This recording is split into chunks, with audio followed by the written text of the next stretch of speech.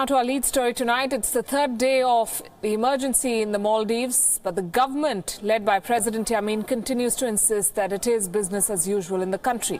In a statement issued earlier today, the government extended an invitation to its international partners to visit the Maldives. The Yamin government says that no curfew has been imposed and the general movement of people, services and businesses will not be affected in the coming days. It insists that tourism, which is the largest industry in the Maldives and accounts for 28% of the country's GDP, has not been affected by the emergency. Many see the statement as a move to counter the travel advisories issued by several countries to their citizens against visiting Male unless absolutely necessary. But as many as 20 constitutional rights of citizens have been suspended and the situation on the ground still remains tense. Former President WION Gravitas still remains under arrest. According to some reports, he is on a hunger strike. The police say that they're investigating attempts allegedly by opposition leaders to topple the Yamin government. And they say that WION Gravitas was arrested for allegedly trying to bribe lawmakers. Meanwhile, former President Mohammad Nasheed continues to call on India for support. In a tweet, he said, and I'm quoting here, "Maldivians see India's role positively. In 1988, they came, resolved the crisis and left. They were not occupiers, but liberators. This is why Maldivians look to India now."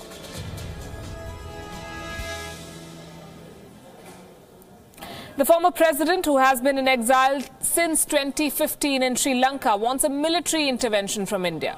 But China, which is another prominent player in the Maldives, has warned against it. Listen to this.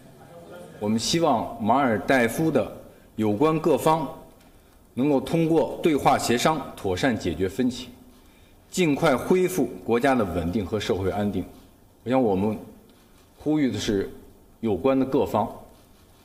同时，我们也相信马尔代夫的政府、政党和人民有智慧、有能力，能够自主地应对目前的状况。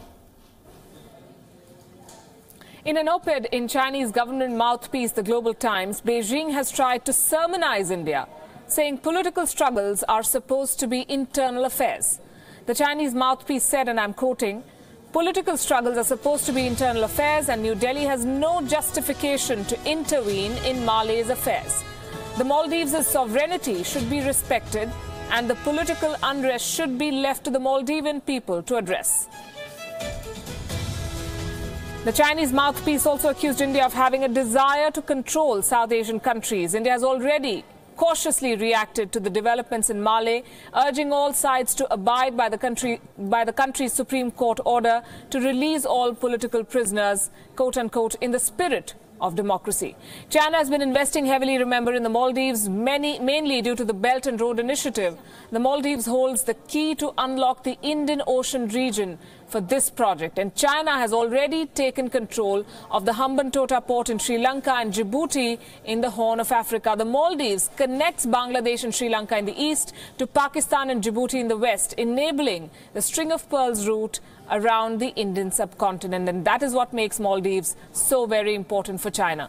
The crisis in that country shows no sign of letting up. India has mobilized her troops as part of a standard operating procedure in place for crises in the Maldives. There are reportedly 500 to 600 troops standing by for departure and several transport aircraft if things spiral out of control in Male, which is barely 700 kilometers south of India. There's plenty of criticism from naysayers in China and Pakistan, of course. Indeed, there is hardly a section of the South Asian media which does not routinely bash India but thinks nothing of asking for its help when the going gets rough. But India will not rush in where angels fear to tread. If it sent forces to Sri Lanka during the Lankan civil war, it did so at Colombo's request. To the Maldives too, it will send help if asked. But this is a little more tricky, and that is a conundrum, because asked by whom is the question. The controversial government of President Yamin is in absolute control, or the joint opposition, mainly in exile. Who should India listen to? And why would India be so interested in containing disturbances in the small island nation and willing to risk more condemnation? Asian analysts are indicating that there is more to it than meets the eye. Commentators are pointing to a joint effort by the United States and India to contain China, both through months of backdoor support to the judiciary and the opposition of the Maldives and a series of other unilateral moves in that region. In other words, the US and its quote-unquote most important strategic ally in the region, India, are working on stringing a new and shiny choker across the Indian Ocean in answer to China's sprawling string of pearls. The Maldives would be the centerpiece of such a necklace. The Maldivian Islands belong to the same ancient volcanic chain that includes India's Lakshadweep Islands to the north and Chagos Archipelago to the south of the Maldives. Chagos will probably not ring a bell to the viewers, to all of you, but the name Diego Garcia, its largest island, certainly will. That is where the United States has its largest overseas military base, the hub from where it flies sorties to Afghanistan and keeps an eye on both Russia and China. It's very important to the US as well. Understandably, Washington under President Barack Obama tried to sign a defense agreement which envisaged US bases in the Maldives as well. But Mr. Abdullah Yameen toppled the former democratically elected president of the Maldives, Mr. Mohammed Nasheed, and that agreement was put on the back burner. Now, if Mr. Yameen is removed and Mr. Nasheed returns to Mali, the US-Mali agreement would be right back on the cards, and that is what Washington wants. The United States has also named India its most important strategic partner in South Asia, but independent of its growing friendship with the US, India has been no slouch in the Department of China watching either.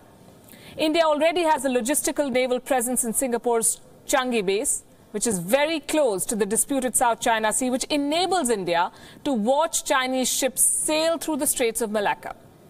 Looking further west to the Indian Ocean, India has invested $45 million in an airfield and a monitoring station in Seychelles off the coast of Africa. But will India go all out to support exiled President Mohammed Nasheed is the million-dollar question now. President Nasheed has exasperated New Delhi with his own earlier enthusiasm for closer cooperation with China. His current closeness to Western human rights organizations, which frequently try to meddle in India's domestic affairs, also is anathema to New Delhi. Yet, and for the purpose of the proverbial pearl choker to contain China, it is clear that President Yameen must be contained. For if there was any Maldivian who has given China a free run of the island nation, it is the current incumbent. Whether Mr. Nasheed or another, a more India-friendly government in the Maldives would certainly be what New Delhi will be keen to see. The US and India may well be stringing that pearl choker to manage Chinese expansion together, but everything indicates that Washington would ideally like India to do the dirty work, to go it alone in the Maldives, and much points towards the fact that New Delhi will not oblige. India's cautious diplomacy-based approach, in fact, to domestic issues in other countries has a solid and sensible base, and that is realpolitik.